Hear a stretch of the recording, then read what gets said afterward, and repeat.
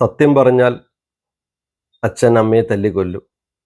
മിണ്ടാതിരുന്നാലോ അച്ഛൻ പട്ടിയിറച്ചി തിന്നേണ്ടി വരും. ഈ പഴഞ്ചൊല്ല് കേട്ടിട്ടുണ്ടോ?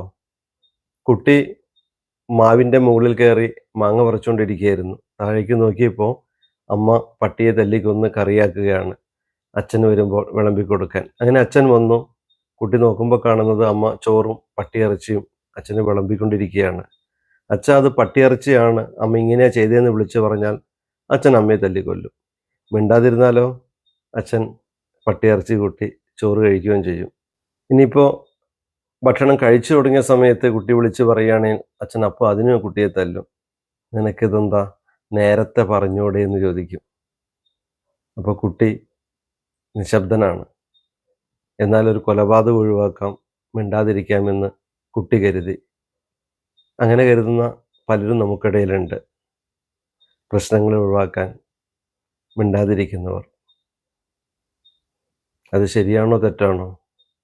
അത് കൂടുതൽ പ്രശ്നങ്ങളിലേക്ക് പോവുകയല്ലേ ചെയ്യുള്ളൂ. ആത്യന്തികമായ ഒരു നാശത്തിലേക്ക് അതെത്തില്ലേ? റിപ്ലൈ ചെയ്യണേ. Be happy.